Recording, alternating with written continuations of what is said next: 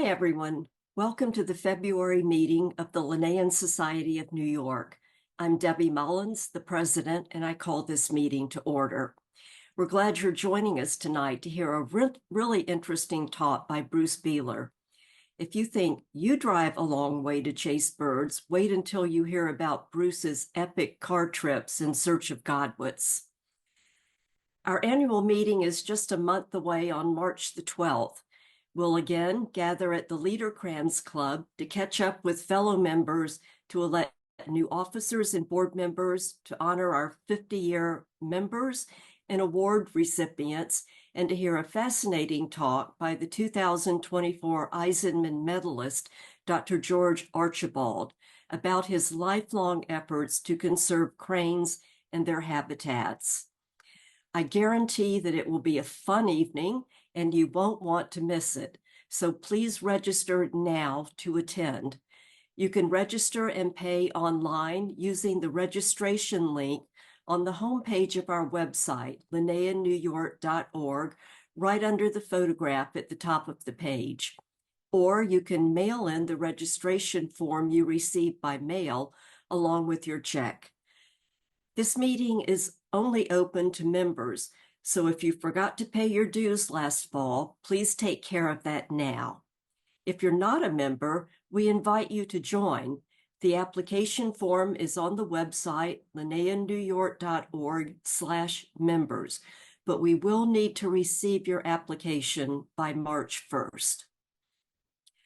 Last week, you were asked to vote on two motions, one to approve the minutes of the January membership meeting, and the second to approve the membership applications of 4 new members. The minutes of the January meeting were approved by a vote of 135 in favor, none opposed, and 2 abstaining. And I'm happy to announce that all 4 new member applications were unanimously approved. The vote was 137 in favor and none opposed. Please join me now in welcoming these new members. Julie Owen Hampt, sponsored by Debbie Becker. Victoria Moretti, sponsored by Alice Deutsch. Carolyn Dobbs, sponsored by Chuck McAlexander. And Trang Do, sponsored by Canelma Perez.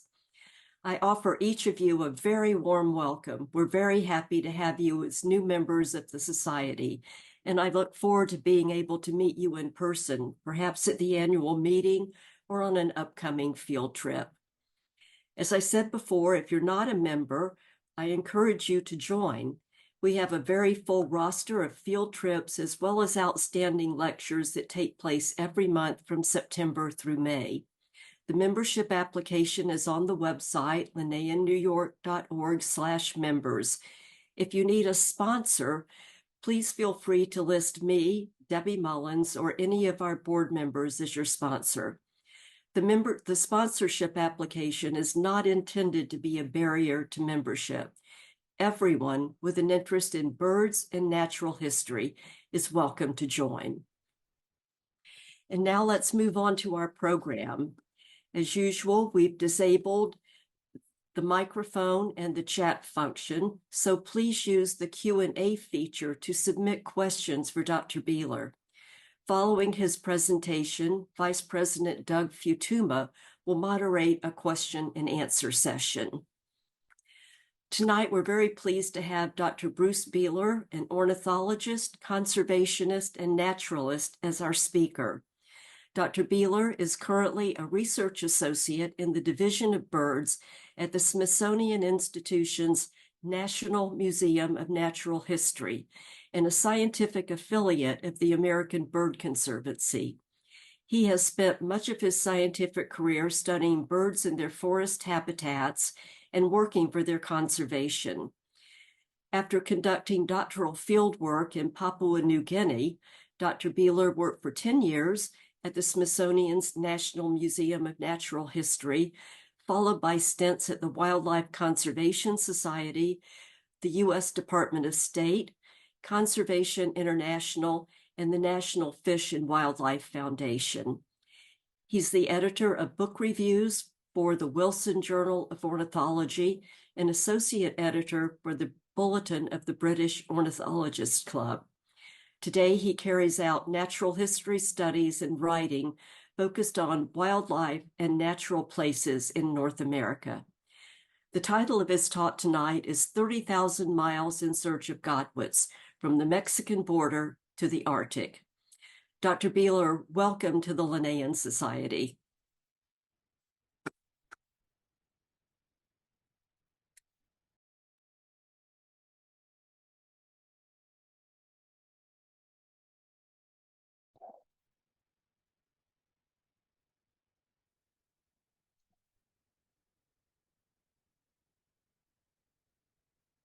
Bruce, if you can share your screen. Yeah, let's see if we can get that. Great, there we go. Is it popping up? Yes. I apologize to everyone. I'm not very Zoom capable, so luckily I have helpful people from the Linnaean Society tonight to help me. And are people hearing me now? Debbie, can you hear me now? Yeah, Yes, I can hear you fine. Bruce, do you mind putting it into presentation mode? No, thank you, Michelle. Awesome. Great. Let's see if that pops up. There we go. Perfect. Thank you. All right, I'm going to time my talk so I don't go more than 45 minutes. Thanks everyone for being here tonight, and I'm very excited to be able to talk to the Linnaean Society. This is either my second or third talk to your wonderful group. Memory issues affect me as well as Biden, I suppose. Anyway, here I am tonight, and in 2014, I retired from the National Fish and Wildlife Foundation. And upon retirement, I sat down and thought long and hard about, well, what am I going to do now? And, you know, I thought about some post-retirement work that Edwin Waite-Teale did back in the late 1940s, and hit the first book he wrote about a trip he took with his wife, Nellie, called North with the Spring, won the Pulitzer Prize. It was about him essentially following the spring warbler migration up the east coast of the United States. And in 2015, I did a similar trip and following warblers in the spring, and I wrote a book about it called North on the Wings, a clear knockoff of the work of Teale, who I'm a great admirer of. Anyway, once I did that, I had more free time being retired, and I said, well, what am I going to do next? And I thought, well, we all love warblers. What's the other group that we all love as North American birders? And of course, it's shorebirds. And I said, that's great. There are lots of shorebirds, and I really love the sandpipers, the Scola pasidi. And I said, let me focus on a bird that I can chase, a bird that really moves around. And that, of course, was the Hudsonian Godwit. At the time, in 2019, I think I'd seen in the field Hudsonian Godwits only 2 or 3 times in 50 years of birding. It's clearly not a simple bird to see. I know you can see them in New York City at the right moment. Doug was just telling me that. And but to actually follow them and get a feel for these birds would be a challenge and would take me a lot of places across North America. And now you might be getting the idea that what I'm doing in retirement is I'm not doing science. What I'm mainly trying to do is have fun and learn about the United States and Canada, or North America, north of the Mexican border. And I do most of my travel by car, solo, camping, and I'm going to take you on a series of these trips that I'm amalgamating tonight for you to see tonight, chasing godwits and other shorebirds. So to get an idea of where I'll be chasing, you can see in the spring they come up, they arrive in East Texas, coming across the Gulf of Mexico, and then go up through the heartland and across Canada, up into Alaska, northwestern Canada, up on the North Slope, and as well as in Hudson Bay. So I'm going to take us to many of those places. These are the places we're going to visit tonight in the remaining 41 minutes. And so buckle your seatbelts, please. It's going to be a fast and furious. This is what my modality looks like 2014 Xterra, a bike, big sleeping pad, very important, a tent, a cooler, bird watching gear, et cetera, et cetera. We're going to start out where I met the Godwits. One of the things I did when I retired was I said, well, you know, I've traveled a lot for my work over the years as a professional ornithologist and conservationist. I traveled to, I think, 44 countries. And over those decades, air travel got worse and worse and worse. And I said, well, when I retire, I'm going to do what I want, which is not travel far, or at least not travel internationally, not cross a lot of borders, not get in a lot of planes. So I said, I'm only going to focus on the United States and Canada, including Alaska, of course. And in doing that, you know, I'm avoiding a lot of heartache and heartburn. So I'm happy to get in the car and drive. I've figured out how to drive long distances solo. A lot of it has to do with cruise control. If you can learn how to use cruise control, it really makes a big difference. So first thing I did on this very first trip was drive down to the Mexican border, down in the lower Rio Grande Valley. You can see here we have our nice border fence that has been, you know, put up for a number of miles. If you go down to the border fence and turn left, go east, you get out to Boca Chica, which is where the Mexican border hits the Gulf of Mexico. That's where Elon Musk is launching a lot of his rockets. It's right behind this car here. There's a rocket launcher. And down on the border, it's a busy place. You're down, you know, in the greater Brownsville area, and also Padre Island is there. It's much like, you know, it's much like Coney Island, you know, one of the islands off New York that has lots of people on it. But there's also a lot of, in the nooks and crannies, lots of birding habitat. And so I got down there and started thrashing around, and I did not know where to find the Godwits initially. And Texas wasn't the simplest place. I only saw one Godwit in Texas. I spent about 2 weeks in Texas wandering around and visiting friends and seeing lots of shorebirds. But I only saw a single one a little bit east of Corpus Christi flying over a beautiful salt pan. Anyway, didn't learn much about that then. So I moved north. So I'm going to head relentlessly north on this first leg of my trip. We crossed the border from Texas into Oklahoma. And what I'm finding, I headed to Great Salt Plains State Park. What you find traveling across states like Texas, Oklahoma, Kansas, Nebraska, etc. So many protected areas, so many green spaces, so much rural countryside, lots of places to look for Godwits and Baird sandpipers and rough-breasted sandpipers and whimbrels. You find, you know, especially if you're there in the right season, you're just having a fantastic time. Every day you're seeing something new. And so what I quickly learned was the Godwits, as they headed north, they travel in flocks, and they like to put down, you know, after long flights. And they put down only a few times in the lower 48, usually sometimes near the coast of Texas, sometimes in the middle of the lower 48. And the most Godwits I found were in flooded agricultural fields, often bare earth, flooded agricultural fields, and not protected areas.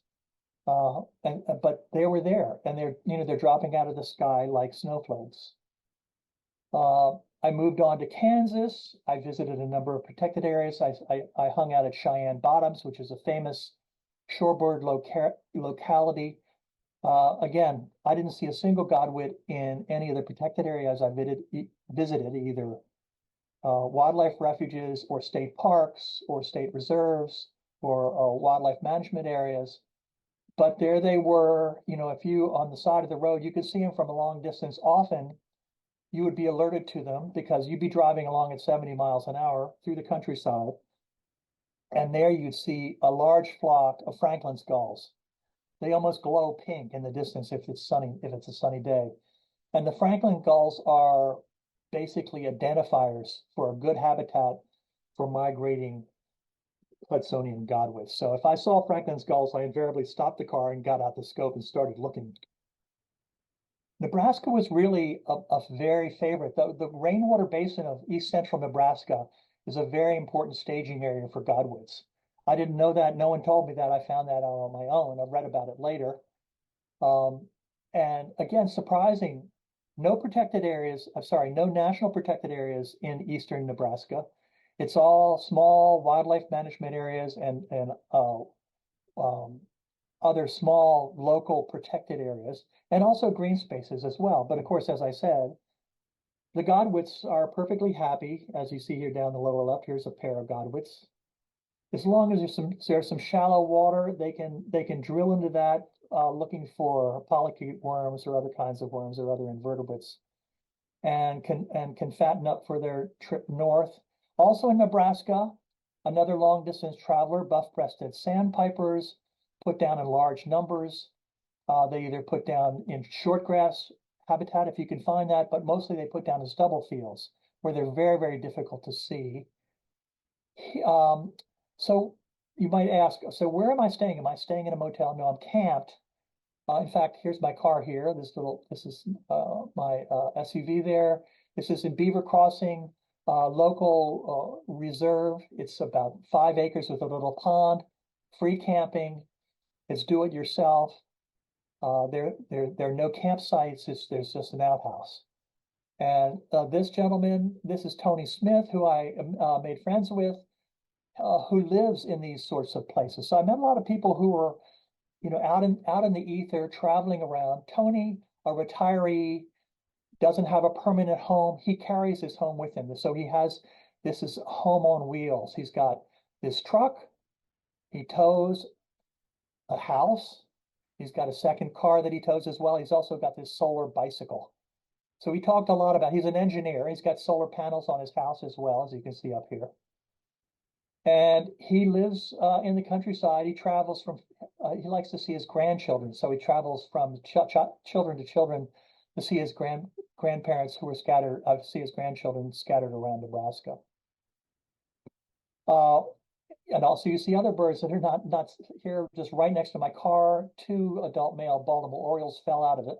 A small sycamore tree battling for territorial dominance here. So you're going to see a lot of stuff when you get out on the road and just start looking, especially if you're there in late May and early June. We're now in, let me just go back. Sorry. We're now in South, so we're going state by state, just going due north. We're now in South Dakota. More shorebirds there, plenty of godwits because there was lots of rain this particular spring in 2018, and lots of godwit habitat. This godwit habitat, this was in someone's front yard, essentially. There was a house right about 100 yards behind this godwit. Lots of Wilson's snipes displaying at this time of year in the marshlands. I came upon a flock of American golden plovers, a flock of 249 spring plumaged golden plovers that I saw in northern South Dakota. That was one of the surprises of the trip. I don't see lots of spring plumage American golden plovers. Okay, North Dakota. As we're going to go up and take a left, head west. This is Painted Canyon. This is out near Teddy Roosevelt National Park. Anyone who eats Dot's pretzels will know about Velva, North Dakota. If you go to Velva, you can meet Dot. It's godwit territory in the west, but it tends to be marbled godwit territory. Marbled godwits breed in North Dakota, as well as Manitoba and Saskatchewan, and thereabouts in the high prairie. If you get to the very top of North Dakota, right on the border with Manitoba, you come to Turtle Mountains State Park, where there are no breeding godwits, but they're breeding redneck grebes, which we were putting on quite a display when I was there. A little further west, the Bakken Shale, producing a lot of wealth for our countrymen. We're now in Montana, heading a little further west, and we're going to look at some more marbled godwits. You get up into the high plains country. If you drive to Glasgow, there's some small country road called the Bentonite Road, which is famous for high plains shorebirds of various kinds. Not just marbled godwits, but long-billed curlews, mountain plovers, thick-billed longspurs are there, formerly McCown's longspurs. The songbirds there are singing at dawn. Absolutely one of the experiences of the trip. You're out, you're out on this high prairie. You can't see a single building from where you are, and the songs of the horned larks and the lark sparrows and 4 or 5 other species, lark bunting, sorry, and lark sparrows as well. And the longspurs are out there in 2 species. It's a place you want to be in late May or early June, even if you're not seeing Hudsonian Godwits. We're now in Saskatchewan. The provinces of Canada put most of our US states to shame. Saskatchewan's one of those, a lot bigger than North Dakota. And the redneck phalaropes show up and they drop down into the ponds in big numbers this time of year. Lots of Baird sandpipers feeding in the mudflats, and of course Hudsonian Godwits as well. Stopping, they have a particular fondness for the Quill Lakes or the saline lakes of central Saskatchewan. Many of them, that's their last stop before they make their way to western Alaska for their breeding grounds. If we jag a little bit east into Manitoba, that's the next province east, and head north I'm headed to Winnipeg now. Again, you're in big time marbled godwit country. Lots of the wet meadows and pasture lands support breeding populations of marbled godwits. Didn't see any Hudsonians here, but I'm headed up into Hudsonian country. And I parked my car I'm blanking on the town. I parked my car in Winnipeg, and I got a short plane ride up to Churchill, which is the nearest place to find nesting Hudsonian Godwits. I arrived there in the snow. It was 33 degrees when I arrived in Churchill. This is in early June. The common redpolls are displaying. Hudson Bay, you're right on the banks of Hudson Bay where the Churchill River passes into Hudson Bay. Completely iced over. It's a giant block of ice, and that's why there's tundra-like habitat for the Hudsonian Godwits. This is the southernmost breeding zone for Hudsonian Godwits. It's because of this big block of ice that's called Hudson Bay. Absolutely incredible. And it was snowing when I arrived. There's lots of snow drifts around. A lot of the roads are closed because of snow, but that doesn't hold off. The males of most of these shorebirds want to get up there and get a territory. So they make their way up into the cold, and they look for little patches of openings down here, the Twin Lakes Road. There's clearings where you can find the Godwits basically arriving, shivering and waiting to pick out their territory and then welcome the females as they arrive a little bit later. Also, they share marsh habitat with a lot of a big breeding population of stilt sandpipers, as well as leaf sandpipers and short-billed dowitchers. And so I was able to make my way. Actually, I was there for 10 days. It wasn't until the last 2 days that I was able to get down the Twin Lakes Road to the Fen. This is a famous breeding habitat for Hudsonian Godwits. It might be considered a tundra, but it's actually it's sort of a fen/bog surrounded by white spruce.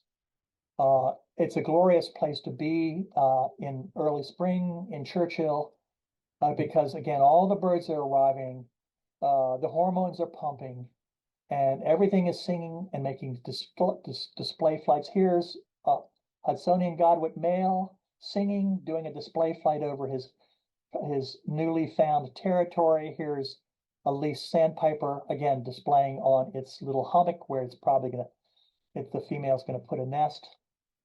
The Godwits fly all around, and they love to spend time perched atop the white spruces that are on the verge of this fen. And look at this. Here's here is a Hudsonian Godwit that has an aluminum band and a blue plastic color band. This is a bird that Nathan Senner, one of the world experts, or the world experts, on Hudsonian Godwits. He banded this bird 8 years prior. So this bird is probably 11 or 12 years old. And it's a female, and it's back at the fen getting ready to reproduce yet again.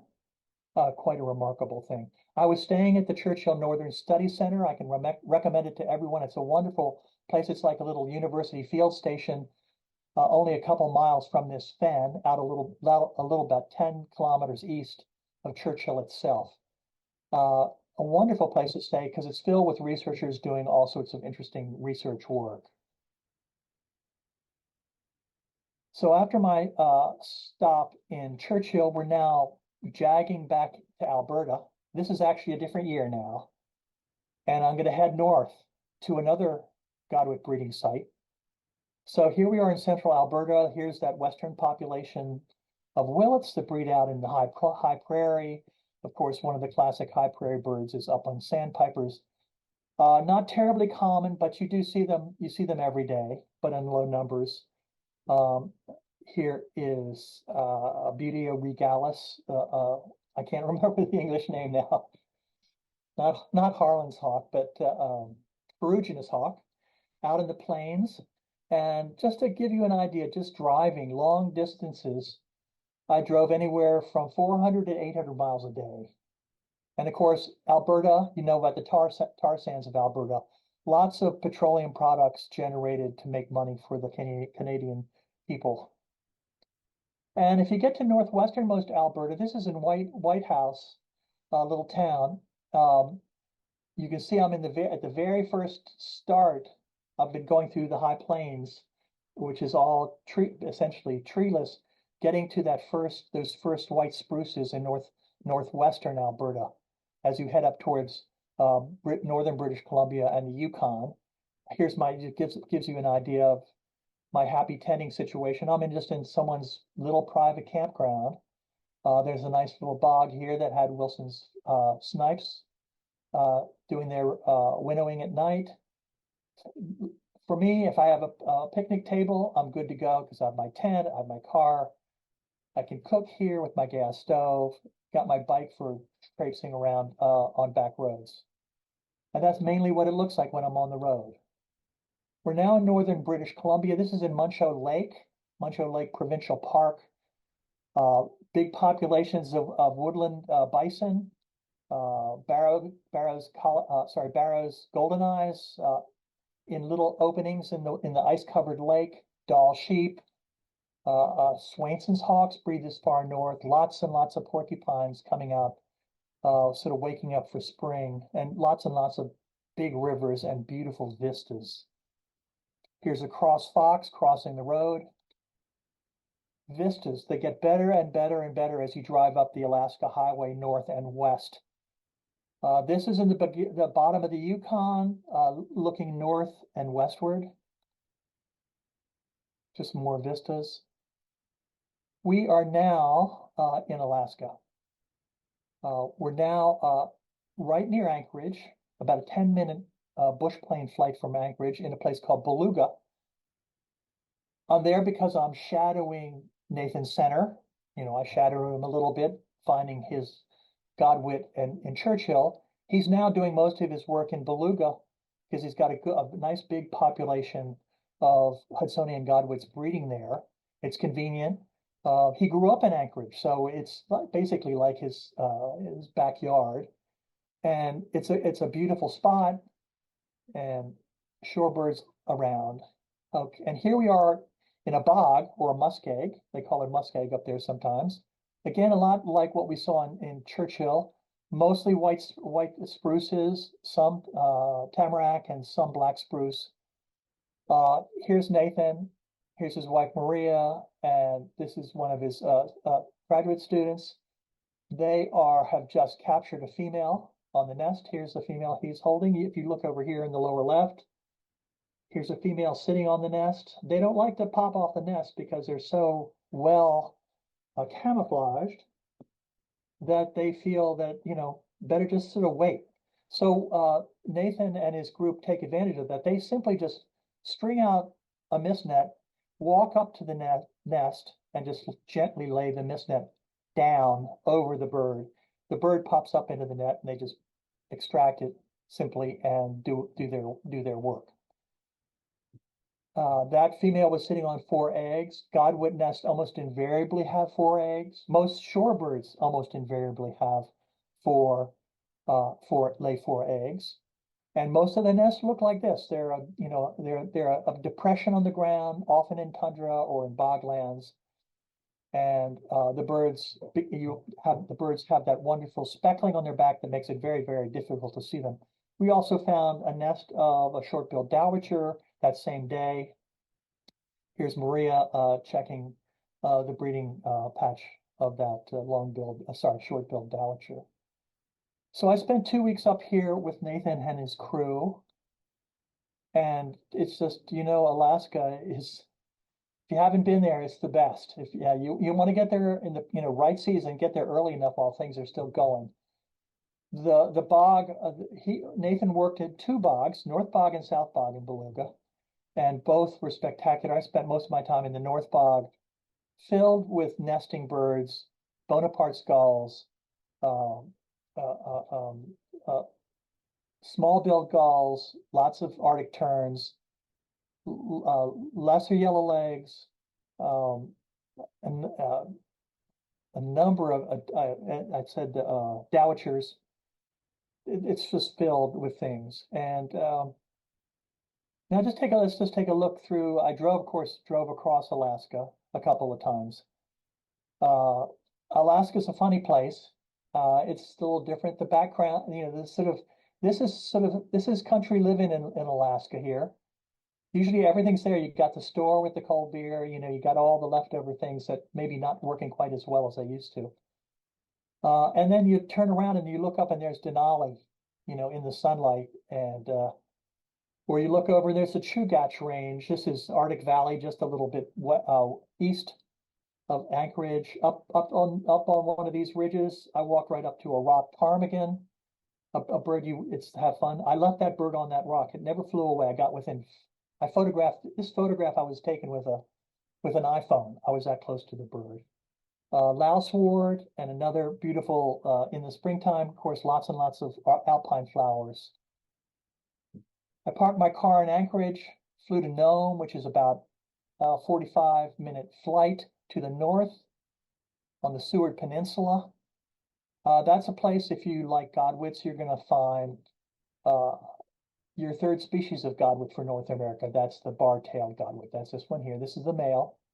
But you're also going to find long-tailed Jaegers. That's the common Jaeger nesting out in the tundra, western sandpipers.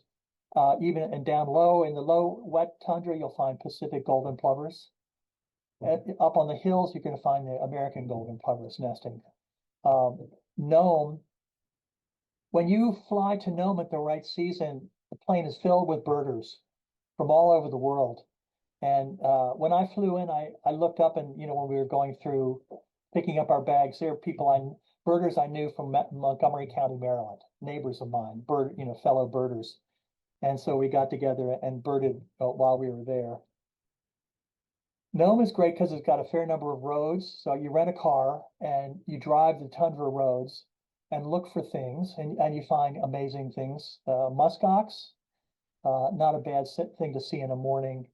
Under one of the bridges on the road to Council Road was a nest of a gyrfalcon with 3 young. That I saw 6 gyrfalcons on that particular day because I found 2 nests, or I was shown, 2 nests, each of which had young. Blue throats nest in that area, and Canada lynx. I drove through an area when I was driving into the interior to go up to Coffee Dome, which is a famous place for looking for upland tundra birds, especially bristle-thighed curlew, and that's this bird here. I drove through a patch. It was about a 50-mile drive on the gravel road. You drive through a patch that was just infested with snowshoe hares, and up pops the Canada lynx in just the right place to be very happy and well fed. Seeing the bristle-thighed curlew is not an easy task. You spend a lot of time. The whimbrels are breeding in numbers in the same upland tundra that the bristle-thought curlews are nesting in. So I had to go back twice to find these birds. But it was definitely walking those upland tundras is one of the most special experiences for North American naturalists, bar none.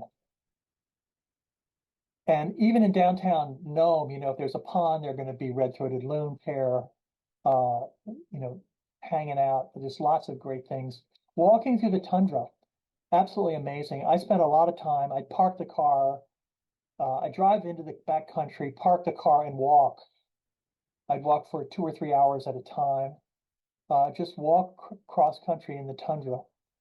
You can't get lost because there are no trees. You can see it's you just go to the height of land and you can see where your car is parked.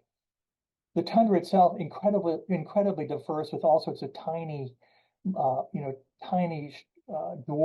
woodland things, ericoids, birches, sphagnum mosses, flowering plants, also little tiny alpine wildflowers, absolutely magnificent. And one of the interesting things, when you walk that tundra, you find out one of the answers, why are birds nesting? Why do so many birds fly so far to nest up here in this tundra? It's because there's a lot of it, and the birds can spread out, and they basically get a lot of space. This tundra is basically wonderful and bird poor because there's so much of it. So the birds space out, they can hide from the predators. They basically round everything down to about 0 in terms of population. So when I take a 3 or 4 hour walk, I don't see a lot of birds. I'll see a few long-tailed Jaegers, 1 or 2 Whimbrels, 1 or 2 American golden plovers, maybe some Western sandpipers, some redpolls, some Lapland longspurs, and maybe 1 or 2 other things. Savannah sparrow, maybe a willow ptarmigan, but it's not a lot of birds. But it's still, you respect that the birds are just spacing themselves out in a fantastic way. So from Nome, I flew back to Anchorage. I got back on the plane and then flew north again 2 hours up to Tuktoyaktuk, which is the new name or the proper indigenous name for Point Barrow or the town of Barrow, which is at the very top peninsula facing, pointing on one side is the Chukchi Sea, on the other side is Beaufort Sea, the Arctic Ocean by any other term. And you go from Nome, which was spring, and you go up to Barrow Spring, and you see a lot of snow. You're a bit put off by the levels of snow, but the birds are already there. Again, the birds get there in a hurry. They're mainly the males that want to get up there and claim a territory. Here's a pectoral sandpiper male. He's got that dewlap going. He's doing a display. The common bird was snow bunting. There's a male snow bunting here. Sabine's gull were in the quarry. Bowhead whales, the local community here in Barrow or Ukiyabik harvest 2 or 3, I think, bowhead whales a year, important part of their tradition and nutrition. It's no, if you want to go to Nome, you also need to go to Barrow because they're so different. And they're different selection of shorebirds as well.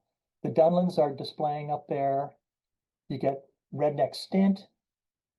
Here's another pectoral sandpiper. You get all 3 of the Jaegers on territory. I saw a pair of parasitic Jaegers chase down a semi-palmated sandpiper, tear it in half, and share it. All 4 eiders are there. So it's you want to spend some quality time with eiders. You want to go to Barrow. Surprise was a female polar bear just right in town had come in and was hanging out on the sea ice, and someone had put some leftover carrion, some caribou meat and maybe some bowhead whale meat out on the ice, perhaps to attract the bear. Anyway, the bear did come in and spend time there. So that created a lot of excitement. The bear came in and went into the Chevron station and made a nuisance of itself. we didn't, there's a bear patrol in Barrow. They go around in ATVs. If there's a bear, they have radios and they, keep the bears from doing too much in the town. Red phalarope female, glorious thing. Again, a little puddle. Because most of the birds, when they show up, remember there's snow over most of the landscape. They come in and they look for openings where there's no snow. Those are often in people's backyards, puddles on the side of the road, places where things have been plowed. And so they're just going to be there and bide their time until things lighten up. Now, I flew back to Anchorage, got in my car, drove east, crossed the border into Yukon, drove to Dawson City, spent the night, and then hooked up on the Dempster Highway, which little known highway. It's a highway to nowhere. It goes 500 miles. It goes from Dawson City in the Yukon up through Northwest Territory to the Arctic Ocean. So I'd long planned to do the Dempster because it's a fantastic thing. It's a wonderful drive. Absolutely beautiful. Some of the most beautiful country you're ever going to see. Good place to see Smith's longspur. Not an easy bird to see. And you get up to these edges of the tree line where you see these little spindly black spruces hanging on by their toenails. You get a lot of dirt on your car, and you run into the occasional boar or grizzly that gets your attention. Little collared lemming if you go up into the highlands at Tombstone Mountain Provincial Park. Territorial Park.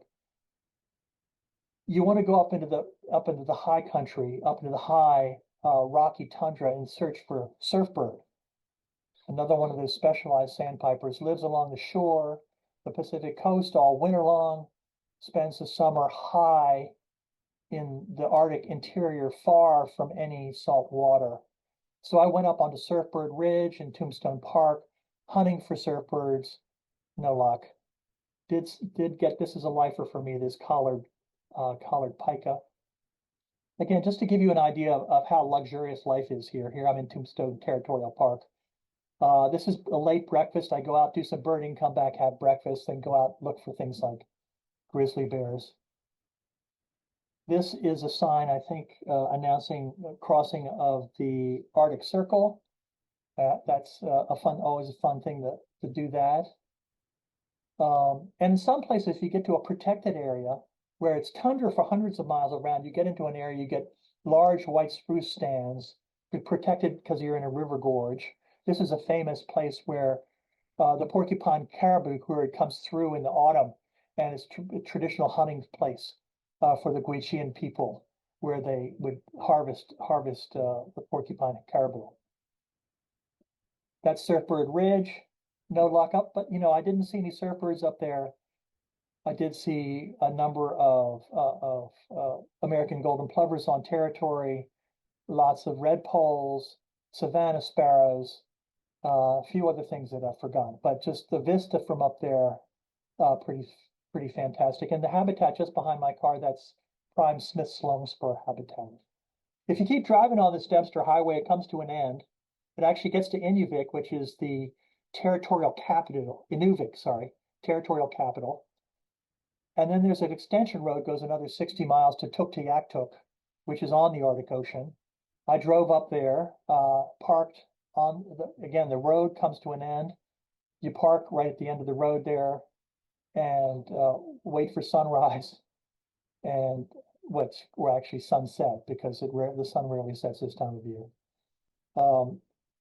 And you wonder what's next. You get to the end of the road and basically you turn around and go back home. It was a little bit of a disappointment. The road itself was fantastic, but once I got to Tuktoyaktuk, there are no protected areas.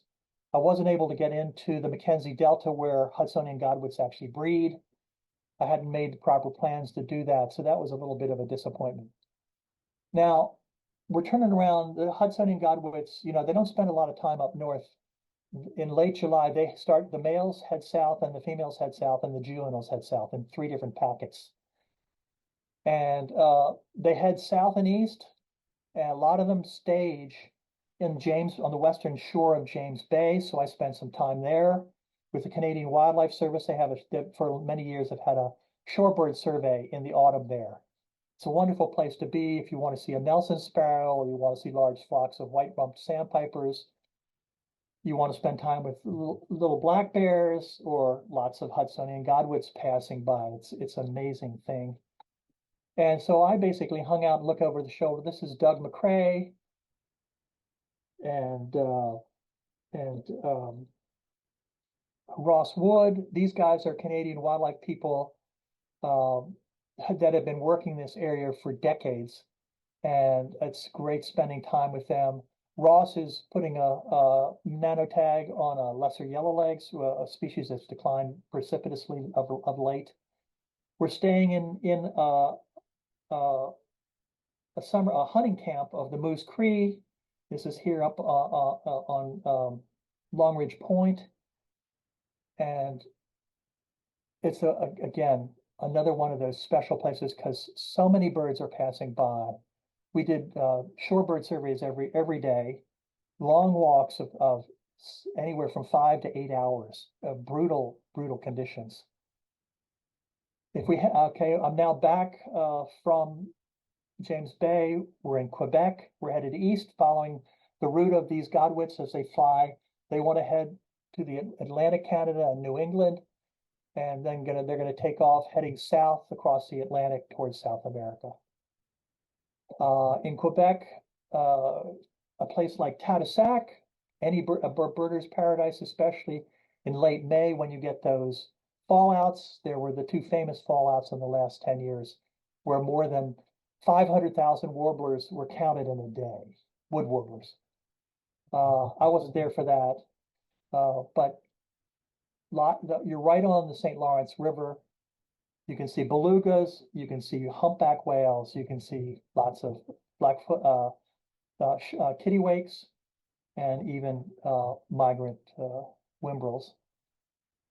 We're now in New Brunswick. If you go to the town of Dorchester, the very top of the Bay of Fundy, famous for its staging flocks of semi-palmated sandpipers. The only town in America that has a semi-palmated sandpiper statue is in the village of Dorchester. There's a nice TNC reserve there, looking out after the sandpipers. Unfortunately, there's been conflict with harvest for invertebrate harvest of bait worms from these flats that have impacted the staging shorebirds. Not a good thing. From New Brunswick, pop down to Maine, where you're going to see the last of your shorebirds before they take off heading out over the Atlantic. Here's a whimbrel out on Schoodic Point. Lots of loafing common eiders. Places with interesting names like Medibemps. You head down the coast, follow the coastline, go out to Chatham on Cape Cod, and get a boat out to South Monomoy. This is where you're going to say goodbye to the Godwits for the year. You head out to the Powder Hole, which is a famous birding site in the very southern tip of Monomoy Island, which is now called South Monomoy because the island broke into three. You're in areas with big numbers of gray seals. The white sharks are patrolling the shallows along on the Atlantic side in search of baby gray seals. If you charter a plane like a little Cessna out of Chatham, within minutes your pilot can show you a great white or an ocean sunfish or whatever out there in the water. It's pretty amazing. This is the last Godwit of the year I saw. This is the last individual. This is a loner who's going to head out the next couple days, head out across the shore. A red knot, color tagged here with a number. So the Powder Hole is a wonderful place in Massachusetts, one of the best places in Massachusetts to spend time with mixed flocks of shorebirds. So let's sort of sum up here. On the left, you see a single individual, one of Nathan Center's Hudsonian Godwits, making his epic flight, spending the summer in Western Alaska, spending the winter in Chiloé Island in Chile, making these flights. In this case, the longest flight for this bird was over the Pacific, not over the Atlantic. But if you look out here are a number of nano-tagged Godwits, of Hudsonian Godwits. In the fall, many do go out over the Atlantic and do a big flight to South America. All of them either end up in Argentina or in Chile. When they come back up, they do this big flight over the Pacific and then stage in the heartland, either in Saskatchewan or Nebraska, in the Yukon Kuskokwim Delta before they make their way. The real champ is the bar-tailed Godwit, as most of you know this. Here's an individual departed from the Yukon Kuskokwim Delta. It flew nonstop, beating its wings for 13,500 miles, flying for 11 days nonstop, arriving in Tasmania. That's the world record. There's no bird that we know that's done better than that. How can they do that? How is it possible? More bar-tailed Godwits. There are two big populations. There's one here in eastern Siberia. There's one here in western Alaska. And they have these two routes, one that long route across the Pacific, and then one that comes down through the Yellow Sea and then ends up in Western Australia. These are just mind-blowing flights that the birds, but it gets better than that. If you look at the Pacific is filled with a number of species that do fantastic flights. They're listed here. The bristle-thighed curlews end up in tiny islands, either in Micronesia or Polynesia. The bar-tailed Godwits that we know in Western Alaska just cut straight across the Pacific, making their way to New Zealand or to Australia. The population in Siberia comes straight down into Western Australia. The red knots do the similar thing. They breed in eastern Siberia coming down. That's a different population of red knots. These are all fantastic flights, and it's almost hard to imagine how they do that. And since I've run out of time, I can't tell you. But you can have a look at these here. Some of the most amazing things points I want to raise for you to think about as you can read through these things. Here's some of the things they accomplish, and here's some of the ways we think they manage to do that. I could spend a whole talk just talking about this, of course. But it'd be better if Nathan Center did that because he's more of an expert on this stuff. But the Godwits have an internal clock. They keep an annual time schedule. They manage to do that. They have an internal compass that's generated either by magnetite or by some weird quantum entanglement that I don't claim to understand.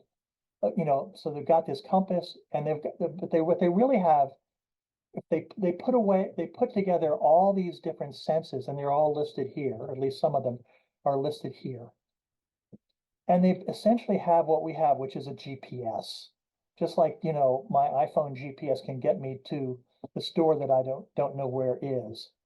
They are essentially their traveling is so informed.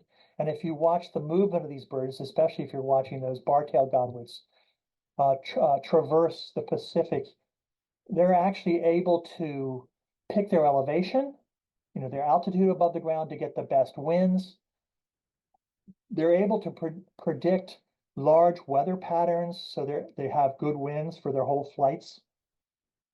They're able to determine, exactly where their destination is, which is one of the most difficult things. It's relatively easy to get to a proper latitude because that's inclination of Earth's magnetic force, or where the poles are.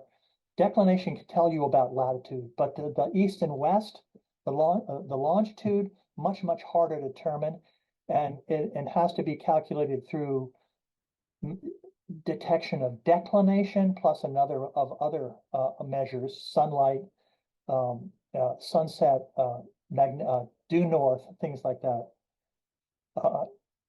It makes your head spin that the birds can do this sort of thing.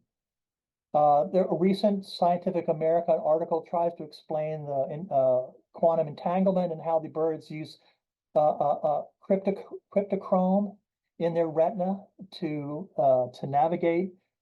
We don't have time to talk about that tonight.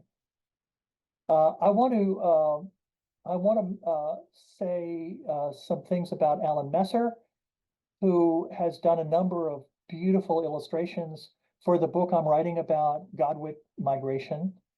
And I know I think Alan was president of the Linnean Society at one time. And the work we did together over a 2-year period was really special. And he really dug in and really got a kick out of it. And I could see that. And of course, there's nothing that made me happier than working with an artist who loves what he was doing. And he'd come back from a trip with his wife to the Caribbean, and he would have seen some foraging shorebirds down there, and he would have made sketches of those, and he'd bring them back, and we'd look them over and talk about them. It was really quite wonderful. So I want to salute the work that he did over the years and the contribution he made, not only to this book but to ornithology of New York City. And so, we're doing a book together that will come out not this April, but next April. And look out for that. And in fact, another book is coming out this April. Look out for this one. And I'm going to wrap up there and take questions. Thank you.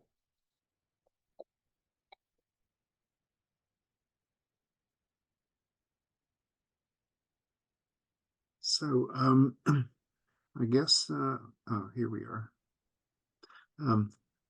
Bruce, thank you very much. Doug Futuma, and as mentioned earlier, I will be monitoring the questions. So anyone who's been watching and listening, please enter your questions via the Q&A feature down at the bottom of your screen. Alan, what a wonderful journey you've had, and seeing so many great species, and just having these adventures. I've been in a few of the places that you mentioned, but you have really traveled far and wide and seen a lot. Let me answer that for a second, Doug, if I can respond. Mm-hmm. I think one of the main take-home points of what I'm doing is that we can do this. It's not a normal person. I'm just a normal retiree. You might have to get your wife to get permission, or to give you permission to make the trip. And my wife does, thank heavens. But just getting out on the road, there are just so many possibilities. There's so many places. There's so many wonderful green corners of our two countries, Canada and the United States. You can spend a lifetime and not see it all, and you never have an unhappy day. And when I was out on the road, I never had one unhappy day. That was, I forget how many days it was. It was 200 some days, but I did not have a single unhappy day. That's an extraordinary to think of traveling for 200 days. That is, but I can see that every day would brings some new sights and new experiences. We have a few people entering questions in the Q&A box, and I encourage more people to do that. So the one person says, wonderful presentation. What was your most thrilling experience? Oh boy. Two things. There's so many. The drive from northwestern Alberta to the Alaska border. So that was through part of Alberta, part of northern British Columbia, and southern Yukon. Was stunningly beautiful. Every day was sunny and just glorious. The number of black bears and moose and Dall sheep and bison and porcupines and fox that I saw, incredible. very few cars on the road, mostly wildlife. I didn't see a ton of birds, while driving, which is good. I didn't wreck the car as a result, but the mammal and also the number, we go to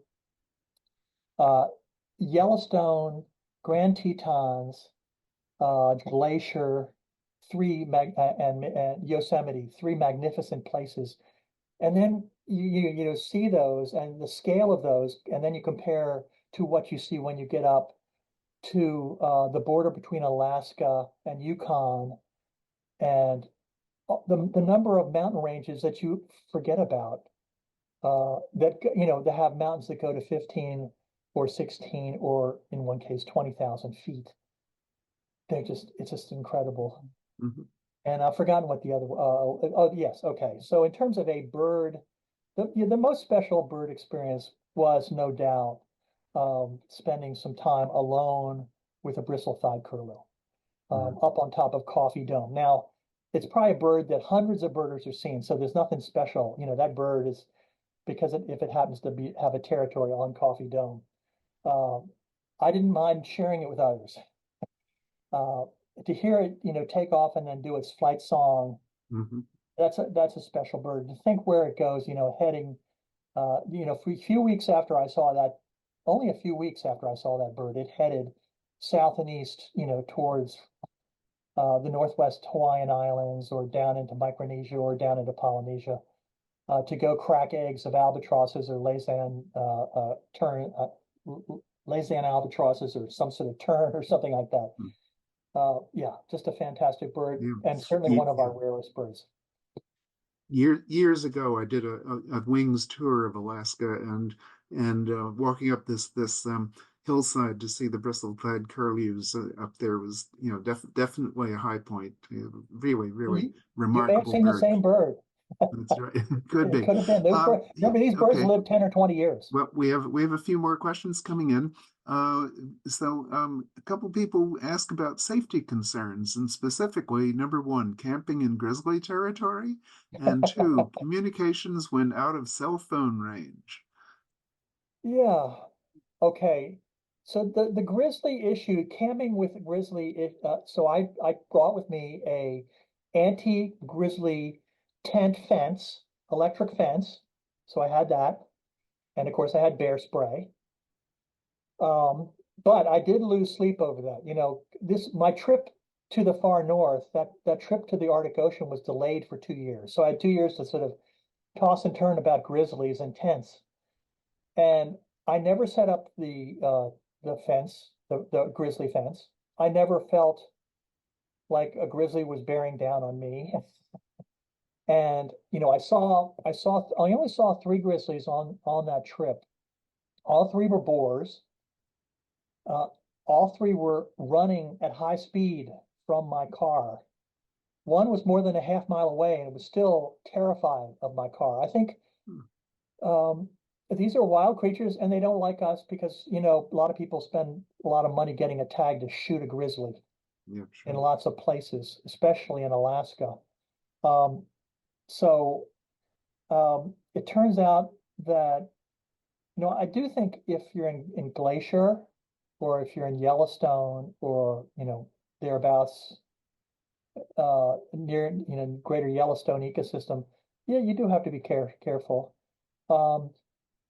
I never saw anyone taking any care. When I was out hiking, I always carried bear spray, when I was in grizzly country. But I never saw any grizzlies when I was out hiking. I guess that's good news. I don't know. In terms of other safety, what was the other safety question? Whether or not you were concerned about being out of contact with the outside world via cell phone. Yeah, it was amazing how many places the cell phone worked. So yeah, it's crazy. Especially in Canada, all the indigenous communities on the road had cell service. There were only a few. There was one place. I had one problem that was very annoying.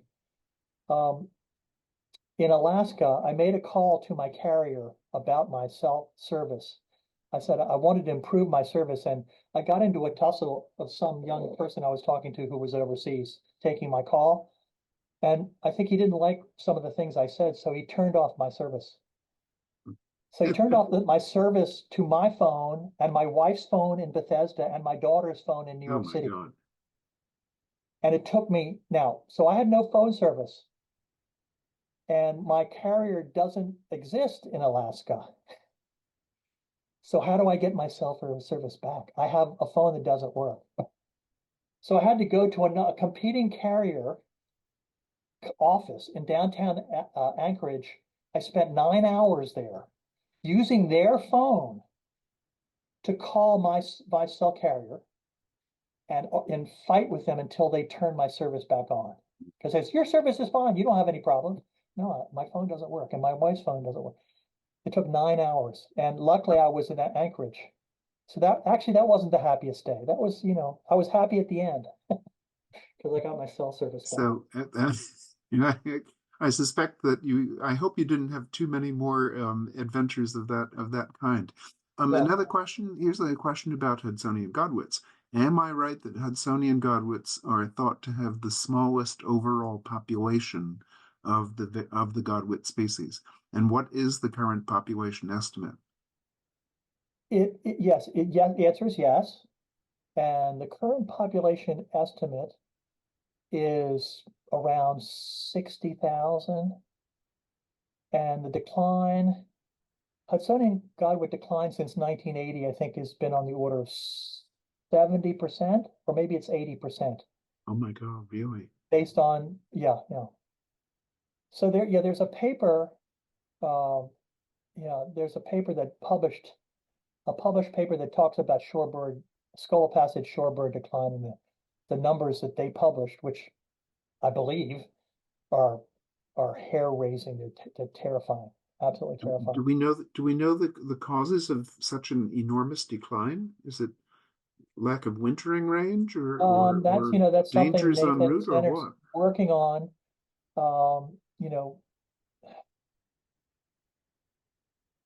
I think probably climate change is number one.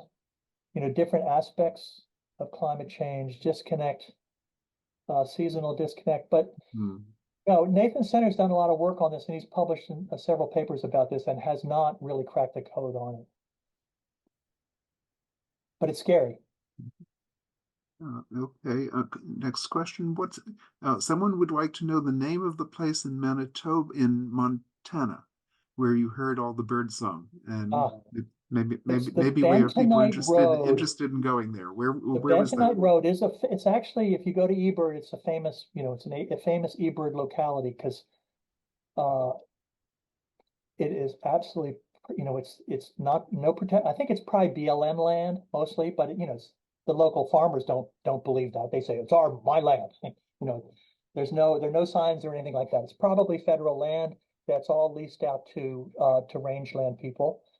And so you drive to Glasgow, Montana, and the Bentonite Road starts at Glasgow and just goes for about 40 miles through the high plains. And it goes to the bentonite plant, which is now closed. Bentonite is like a kind of clay that people use in all sorts of things, medical and cosmetics and this and that, toothpaste. So that's the reason for the road. But it's just absolutely fantastic. Especially the long-billed curlews, upland sandpipers, mountain plovers, and then all those songbirds that are singing. Absolutely fantastic. Super. Got to just go there at the right season. You want to be there, right around the end of May. Next question.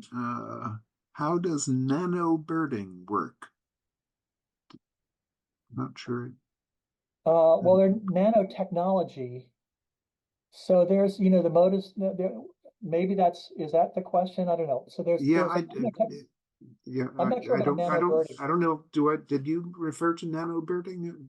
I said something about a nanotag. So a nanotag you attach to, for instance, the lesser yellowlegs, and there are two kinds, and I'm not really, I haven't actually done my homework on this yet, so I'm not a big nano tagger or modus tagger. They're the modus towers that have been, that the Canadian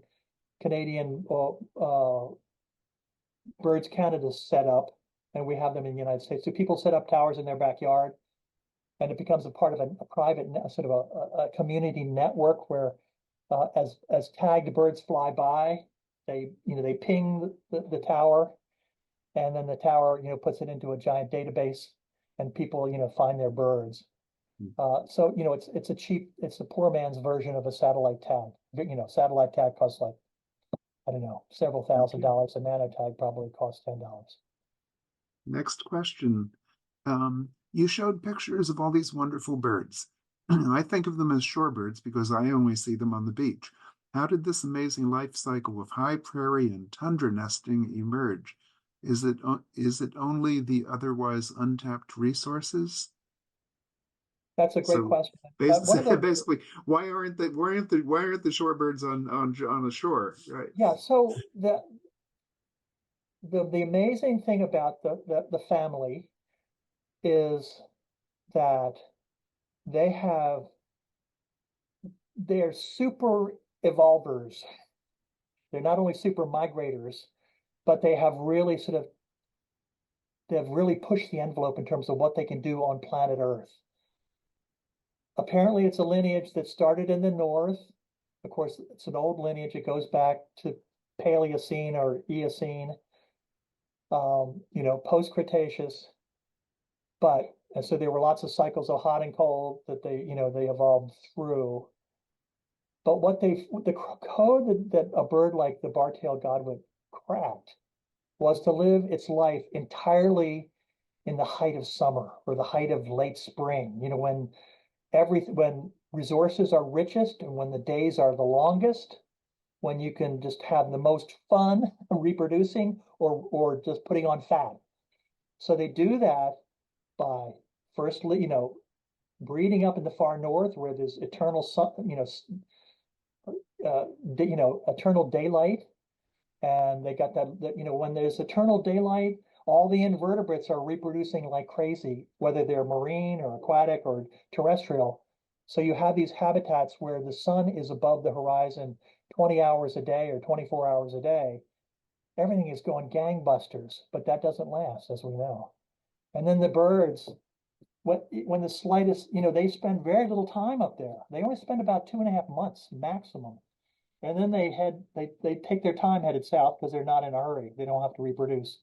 And then they make all their way down to the southern cone in the southern hemisphere, where the same thing happens again. You've got this long daylight and you've got this huge pulse of productivity by invertebrates, whether they're marine or aquatic or terrestrial. And these birds, they basically don't want to spend any time in between. They just want to go from one to the other. And then all the normal shorebirds, those are the super migrators. And as you sort of get down to normalcy, like make your way to spotted sandpiper or something, which is the most sort of ordinary, that doesn't do any of those things and isn't able to take advantage of any of that, or not really. You can see that's just a normal bird. So they're the sort of typical sandpipers. Then you've got these fantastic ones that have evolved. Most of the members of the family, basically they're living in open habitats, that are not highly don't have much woody vegetation, and so the different a tundra and a salt marsh or a beach are not all that different from that point of view. I think what's perhaps the most intriguing one, members of the family, from this point of view, are things like the woodcocks. Yeah. That have shifted into a totally different habitat of living in woods. So the question is, are they the primitive lineage? Is that the woodland? I don't think the curlews are the basal. Curlews and godwits are basal. But let me go back just one thing. The birds, those super migrators that take advantage of these two wonderful seasons every year of their life, they live a long time. and they make these huge flights, and they manage to survive these flights year after year. They're living 10 or 20 years, each year making these, massive flights that seem death-defying. They have evolved. So the food they eat up on the tundra is very, very different than the food they eat down in the winter. Sure. So in the tundra, at least in most cases, the tundra birds are eating sort of run-of-the-mill arthropod, tundra, terrestrial arthropods, moths, beetles, all the sort of stuff you'd see if you dug in the tundra. Just the sort of stuff that actually you'd see in your backyard, the same lineages, the same orders. But when they get to Chiloé Island or down in Argentina, they're feeding on marine invertebrates, mainly polychaete worms and mollusks and crustaceans, not those arthropods. So it's really it's like having two different diets that they flock from one to the other. They're very different. Which probably call on different physiological functions, because a lot of the marine invertebrates are going to have a high salt content that you don't have in caterpillars and beetles. Yeah. And remember, when these birds get ready to migrate, when the bar-tailed godwit is in the Yukon Kuskokwim, fattening up, getting ready to make that 11-day flight, she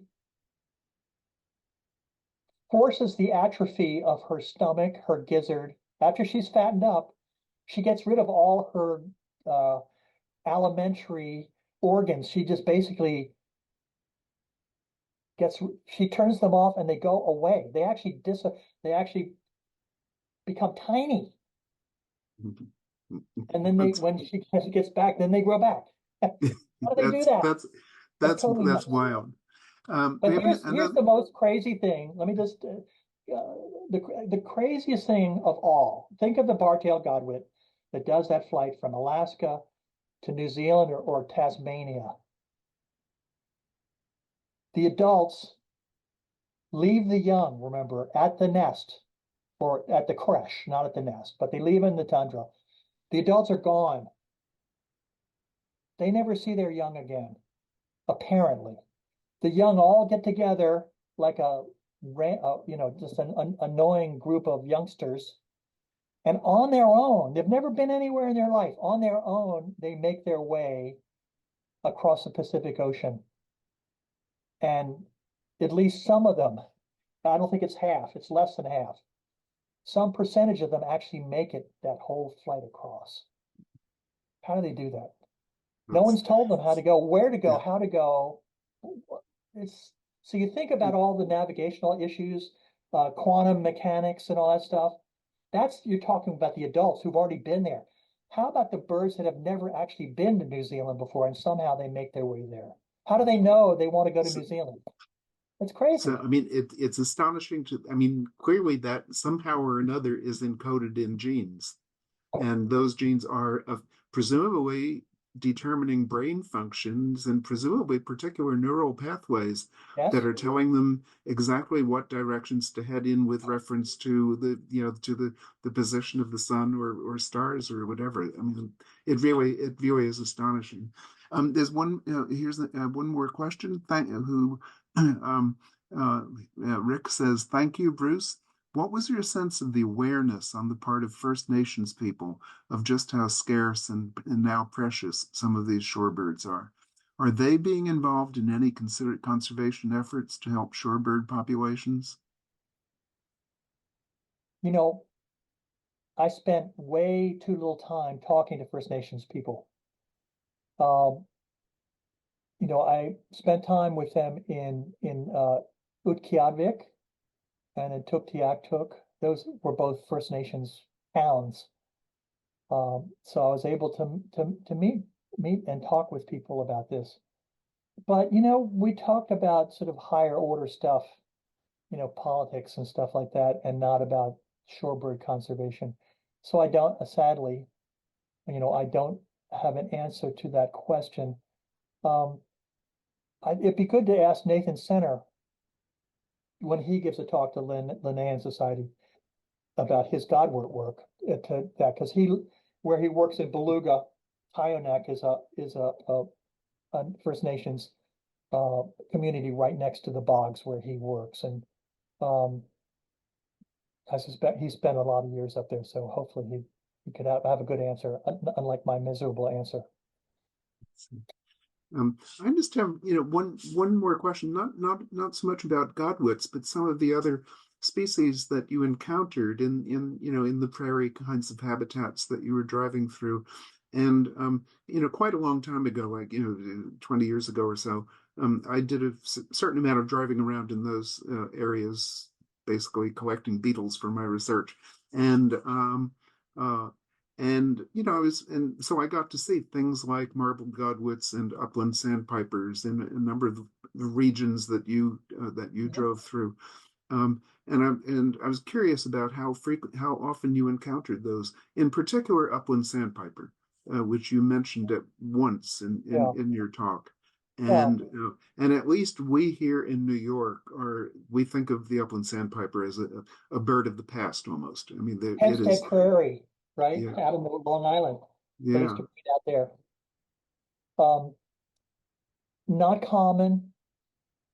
The paper that I was talking about shorebird declines, as I recall, they had not declined as precipitously as some of the other species. But nowhere, I can recall being out west in 1972, going across, Wyoming and South Dakota, North Dakota and stuff like that, and seeing, just driving and seeing on the fence posts, in the prairie country, seeing them, there's one. It ain't like that. I saw, let's see, on probably all of my trips, I probably saw a total of maybe 20.